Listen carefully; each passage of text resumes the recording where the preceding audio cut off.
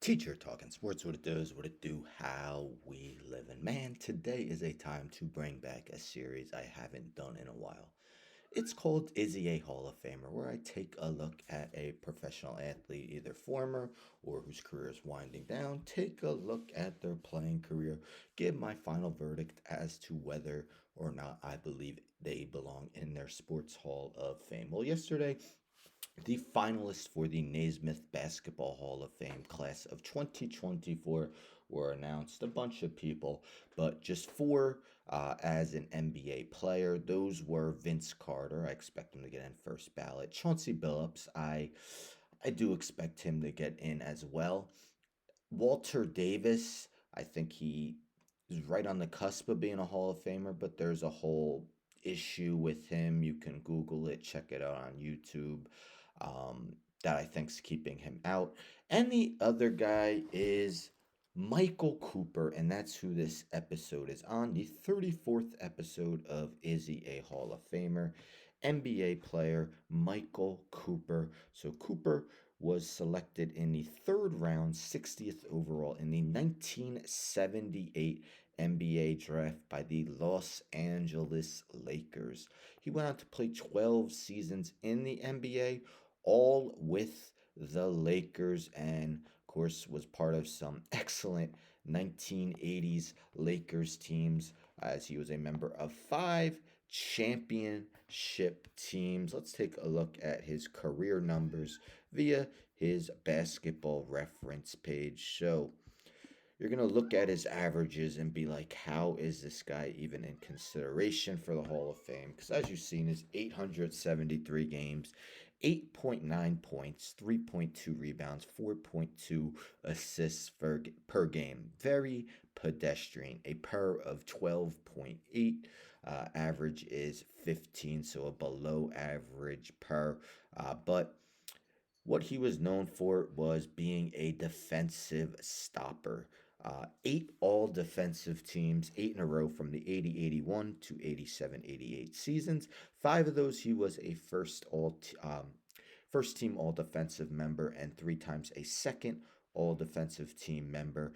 And in the 86-87 season, he was named Defensive Player of the Year. I believe there's only been five guards to win Defensive Player of the Year. Most recently, Marcus Smart, and Michael Cooper is one of those. He also finished third, fourth twice, and fifth in Defensive Player of the Year voting. So, was an incredible on-ball defender.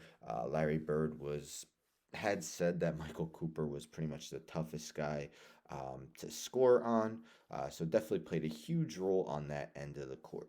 Offensive numbers, not as spectacular. You see, he averaged just had two seasons where he averaged double digits in scoring. Career high came in the 81-82 season where he averaged just 11.9 points per game. Often came off the bench, and that, shouldn't necessarily be used to punish him. A guy on a San Antonio Spurs team, Manu Ginobili, mostly came off the bench, and he was a surefire Hall of Fame player.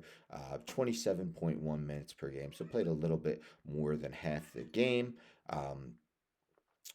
Maybe would have shot the three ball more in today's game. You see, towards the latter part of his career, was averaging nearly three-point attempts a game, and had some seasons where he came relatively close to 40% and had a very good 83.3 free throw percentage for his career. Actually, two seasons he finished low in MVP voting, 17th one season and 24th in another. Plenty of postseason experience due to being on some legendary Lakers teams. 168 career playoff games, 9.4 points, 4.2 assists per game, 39.2% from three-point territory, 46.8% from the field. So his postseason average is not far off from what he did in the regular season. Again, though, you look at those Lakers teams, and as good as he was on defense, it's hard to ever say he was a top three player on any of those championship teams because most of them had Magic, Kareem, and Worthy. There were times you could maybe argue that guys like Norm Nixon, Jamal Wilkes, and Byron Scott were ahead of him in the pecking order.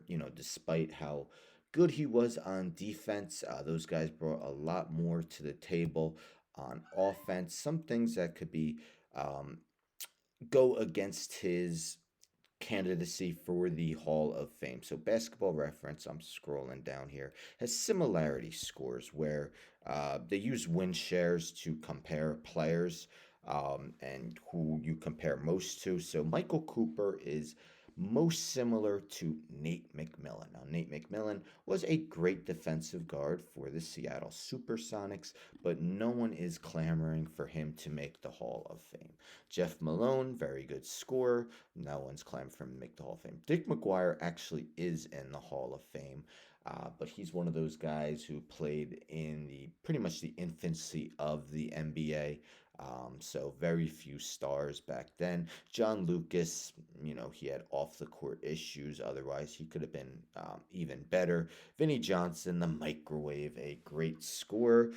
Tyrone Corbin, then Danny Green, Darren Collison, Antonio Daniels, and Jameer Nelson. So, yes, McGuire is in the Hall of Fame, but as I mentioned, he played way back in the 50s. None of these other guys are really even close to sniffing the Hall of Fame. All of them are good players, don't get me wrong, but yeah, none of them are going to see the Hall of Fame anytime soon. And Basketball Reference also has a Hall of Fame probability where they take into account accolades, averages, just career achievements, and place a Hall of Fame probability on a guy. You see here Cooper's Hall of Fame probability 0.9%. So that doesn't do him any favors. Now, this is via LeBron Wire of USA Today. So it was an article talking about his Hall of Fame chances. So we'll take a look at some of it. So it mentions how on defense, Cooper separated himself from the rest, guard opposing stars and superstars at several different positions. And Larry Bird, the Lakers' biggest superstar rival back then, said Cooper was the best defender he ever faced.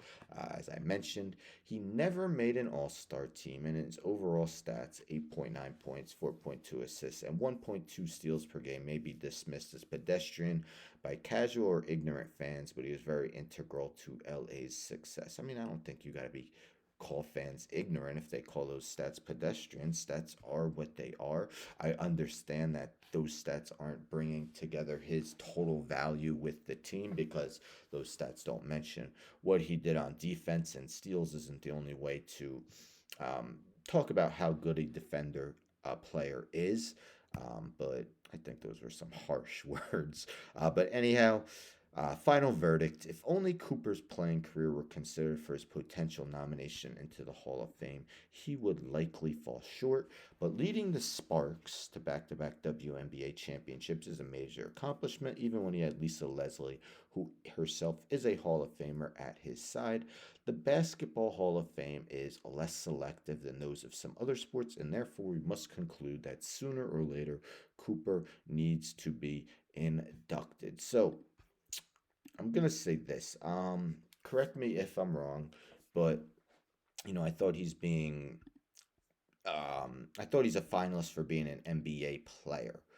There's different categories. Cooper is for an NBA player. So are we even taking into account, the fact that he's a WNBA champion as a coach? He also won a G League championship as a coach. Maybe they do take that into effect. I know the Basketball Hall of Fame, they take a look at your whole playing career. So college included, Olympics, things like that. He did play at New Mexico, was put up good numbers, but again, he was taken third round, 60th overall, so not like he was dominating at the college level. And for me, I understand. Great defender. So was Bruce Bowen. Cooper did probably was a little bit better of an offensive player than Bruce Bowen, but like Cooper, he's an 8-time all defensive player. And while he never won Defensive Player of the Year, he was the runner up 3 times, and he won 3 championships with the Spurs. And there's not a person I've heard say that Bruce Bowen should be in the Basketball Hall of Fame. Um, Yes, Basketball Hall of Fame probably is the easiest of the major sports to get into, but it's just hard for me to say someone who never made an all-star team or an all NBA should get in. My final verdict is no. But I know there may be some that argue that he should be in. Let me know in the comments your thoughts.